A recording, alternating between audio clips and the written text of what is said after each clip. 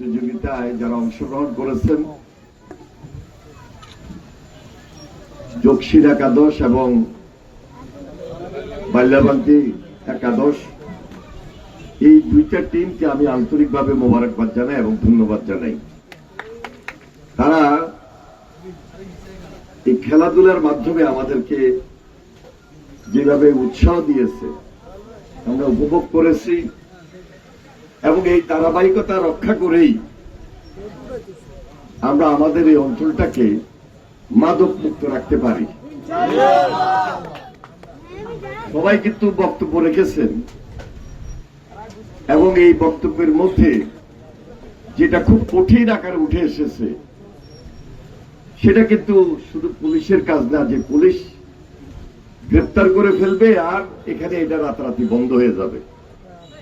সামাজিক একটা উদ্যোগ আছে, এটা একটা সামাজিক আন্দোলনের ব্যাপার। এই সমাজে কারা বসবাস করেন, যারা এই রাধাপুরের মানুষ, এই বাগাখাই ইউনিয়নের মানুষ এবং আশেপাশের ইউনিয়নের মানুষ, তারাই এই বাজারে আসে, এই ইউনিয়নে বসবাস করে এবং এই সমস্ত বাজার একত্রিত হয়। এখানে রাধাপুর স্কুলটা অনেক ঐতিহ্যবাহী, অনেক পুরাতন স্কুল। এই স্কুল থেকে পাশ করে অনেকে অনেকভাবে সমাজের বিভিন্ন জায়গায়, দেশের বিভিন্ন গুরুত্বপূর্ণ জায়গায় তারা তাদের অবদান রেখে চলছেন। তাদের দ্বারা সুনাম আসতেছে এই অঞ্চলে। রাধাপুরের সুনাম আসা, বাগাখার সুনাম আসা, লক্ষ্মীপুরের সুনাম হওয়া। আবার এই যে কিছু কিছু লোকের কারণে বদনাম যেটা হইতেছে, এই বদনামটাও কিন্তু আমাদের এলাকার কারণে আমাদের হয়। এদের সংখ্যা কিন্তু খুব অল্প, খুব বেশি না। এরা কিন্তু এই অ্যাডভোকেট হাসিবুর রহমান সাহেব যেটা বলছেন, হয় আশেপাশে আছে অথবা এখানে এমন কোন কেউ আছেন প্রভাবশালী ব্যক্তি, তাদেরকে প্রশ্রয় দিচ্ছেন, তাদেরকে আশ্রয় দিচ্ছেন। এটা আওয়ামী লীগের আমল না। ভোট ছাড়া এমপি হয়েছে, ভোট ছাড়া নেতা হয়েছে, ভোট ছাড়া চেয়ারম্যান হয়েছে, ভোট ছাড়া মেয়র হয়েছে, হয় নাই? যেটা ভালো লাগছে সেটা করছে। তাইলে আমাদের এই আমলে জনগণের প্রতিনিধি হিসাবে জনগণের চাহিদা অনুযায়ী তো আমাদেরকে কাজ করতে হয় এবং কাজ করতে হবে। সমাজ যেটা চাইবে এর বাহিরে আমাদের কোনো চাওয়া পাওয়া থাকতে পারে না। তাহলে কথা খুব পরিষ্কার, দুইটা জিনিস। একটা হলো সামাজিক আন্দোলনের মাধ্যমে এদেরকে চিহ্নিত করা, এরা খারাপ, এরা এই সমাজে মাদক সেবন করে, মাদক ব্যবসা করে এই সমাজটাকে কুলুষিত করতেছে। আপনারা যদি এটাকে চিহ্নিত করে নানাভাবে প্রচারণার মাধ্যমে অথবা তাদেরকে কন্ট্রোল করার মাধ্যমে অথবা তাদেরকে হুঁশিয়ার করে দেওয়ার মাধ্যমে সতর্ক করে দেন, আমার বিশ্বাস এরা আজকে যদি 5 জন থাকে কালকে 4 জন হবে, পরশু 3 জন হবে। এইভাবে এটা কিন্তু শেষ হয়ে যাবে। এরপরও যদি সর্বশেষ 1 জন 2 জন থাকে তখন হলো ওসি সাহেবের ডাইরেক্ট অ্যাকশন, ডাইরেক্ট কাজ। এই ব্যাপারে কোনো ছাড় নাই। আমি জানি এই যে হাকিম সাহেবের যে মাদ্রাসা, এটা আমাদের ইউনিয়নের শেষ, আরেকটা অন্য ইউনিয়ন, অন্য কনস্টিটুয়েন্সির একটা সংযোগ স্থল। এই আশেপাশে এই সমস্ত জায়গায় কিছু কিছু লোক মাদকের ব্যবসা এবং মাটির ব্যবসার সঙ্গে গোলাগুলি পর্যন্ত করেছে। এখানে ওসি সাহেব ছাড় দেওয়ার কোনো সুযোগ নেই। আমি আগেই বলছি, এটা কিন্তু অনির্বাচিত সরকারের আমল না। এটা নির্বাচিত সরকার জনগণকে দেওয়া প্রতিশ্রুতি অনুযায়ী যা যা কার্যক্রম নেওয়া দরকার সকল কার্যক্রম আমরা নিতে বাধ্য ইনশাআল্লাহ। সামাজিক আন্দোলন কয়েক রকম আছে। এই যে খেলাধুলা করলো, এটা কিন্তু সামাজিক আন্দোলনের একটা অংশ। এটা না করলে সবাই এখানে একত্রিত হইতো না, আমিও এই 2-4টা কথা বলার সুযোগ পেতাম না। আর এই সুযোগটা করে দিয়েছেন জিয়া স্মৃতি সংসদ। আমি তাদেরকে আন্তরিকভাবে মোবারকবাদ জানাই। যারা উদ্যোগ দিয়েছেন, এরা চিন্তা করেছেন, এরা লক্ষ্মীপুরে আমার সঙ্গে আলাপও করেছেন। অনেক চিন্তা ভাবনা করে তারা এই টুর্নামেন্টের ব্যবস্থাটুকু করেছেন। এই টুর্নামেন্ট এখানে শেষ না, প্রতি বছর যত রকমের অসুবিধা থাকুক, প্রতিবন্ধকতা থাকুক, এই আয়োজনটুকু আপনারা করা উচিত এবং করবেন। আমি খেলাধুলা, আজকে ফুটবল হয়তোবা শেষ হবে, আবার কালকে শীতের সময় আসবে, ক্রিকেট টুর্নামেন্ট হবে, ব্যাডমিন্টন হবে, কাবাডি হবে, একটার পর একটা এইভাবে চালিয়ে যেতে হবে।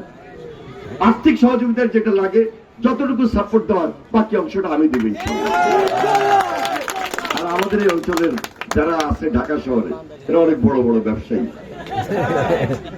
কেউ কাগজের ব্যবসা করেন, কেউ পুরান ঢাকায় ভালো ব্যবসা করেন। এদের সঙ্গে কম বেশ আমার যোগাযোগ আছে, বিপদে আপদে আমি সবসময় এদের পাশে আছি এবং ওনারাও আমার পাশে থাকেন ইনশাল্লাহ। ওই দিকে আমরা চিন্তা করবো না যে আর্থিক কারণে আমাদের এখানে খেলাধুলা বন্ধ হয়ে যাবে। আর যে কথাটা বলার চেষ্টা করেছেন, এটা একটা সুন্দর পরিবেশ, স্কুল, প্রাইমারি স্কুল, কি সুন্দর মাঠ, পাশে পুকুর, সব জায়গায় এইভাবে নাই। এখানে যদি মাঝখান দিয়ে যদি আপনি কোনো গ্যালারি করেন, এই পরিবেশটা কিন্তু নষ্ট হয়ে যাবে, সৌন্দর্য নষ্ট হয়ে যাবে। এটা এইভাবেই থাকো, বরং এটার আশেপাশে আরো ওয়াকওয়ে করে কিভাবে গাছ গাছরা লাগাই সুন্দরভাবে করা যায় সেই দিকে নজর দেন, 1 নাম্বার। 2 নাম্বার হইল এই যে মাঠের পাশে যে রাস্তাটা, এই রাস্তাটার পরে যদি রাস্তাটা একটু এক্সটেনশন করেন, মাঠটা বড় হয়ে যাবে। সেটা করার জন্য, মাটি ফেলানোর জন্য যা ব্যবস্থা দেওয়া দরকার আমি সেই ব্যবস্থা করে দিব।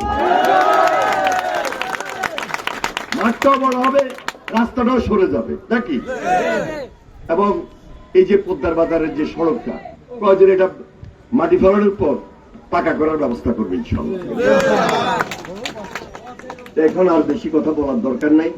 আজকে এমন একটা দিন, শহীদ রাষ্ট্রপতি জিয়া রহমানের 45তম শাহাদাত বার্ষিকী গতকালকে শেষ হয়েছে, আজকে 31 তারিখ। এই দিনটিতে ঈদের পর আপনারা যে ধারাবাহিকভাবে তার স্মৃতি চারণ করে এই খেলাধুলার আয়োজন করেছেন, তার আত্মাটা শান্তি পাবে। আমরা সবাই একত্রিত হয়ে তার জন্য দোয়া করব, মহান আল্লাহ তাআলা যেন তাকে বেহেশত নসিব করেন। তিনি বাংলাদেশের মানুষের নেতা ছিলেন, প্রকৃত নেতা ছিলেন, গ্রামের নেতা ছিলেন। এই জন্য বিএনপিকে বলা হয় গণমানুষের দল। ওই যে গণমানুষের দলের, গণমানুষের চিন্তা ভাবনা নিয়ে এখনো মানুষ এই দলটাকে ধরে রাখছে। দলটার কোনো অপরাধ নাই, দলটা ভালো, দলের নেতৃত্ব ভালো, তারেক রহমান সাহেব এই দলের নেতৃত্ব দিচ্ছেন। কিন্তু কিছু প্রভাবশালী ব্যক্তি যারা বিগত দিনে একটা ট্রেন্ড সৃষ্টি করে সমাজটাকে কলুষিত করেছে, কারণ না কারো শেল্টার তারা এখন নিতে চায়। তারা কারো না কারো শেল্টার নিতে চায়, কারণ এরা বিগত 17 বছর অপরাধের জগৎটাকে এমন ভাবে রেখেছিল, কথা বলার সাহস আপনারা পান নাই। ভোট তো থাকুক দূরের কথা, সমাজে কথা বলবেন এই সুযোগ তারা দেয় নাই। আজকে ওই লোকগুলা, ওরাই প্রভাবশালী ব্যক্তি, তবে কিছু কিছু শেল্টার নিতে চায় আপনাদের থেকে। এই শেল্টার দেওয়ার সুযোগ নেই। বাড়িতে আছেন, ভালো আছেন, ভালো থাকেন, ভালো না লাগলে ঢাকার বাইরে, লক্ষ্মীপুরের বাইরে চলে যান। কিন্তু ওই যে মাদকের যে ট্রেন্ড, এই ট্রেনটাকে চালু রাখবেন এবং আপনার সঙ্গে আরেকজনকে একত্রিত করে নেবেন, এই সুযোগ আমরা দিব না। আপনারা প্রেসিডেন্ট জিয়া রহমানের জন্য দোয়া করবেন। ওনার অসমাপ্ত কাজগুলা দেশনেত্রী বেগম খালেদা জিয়া সমাপ্ত করার চেষ্টা করেছিলেন।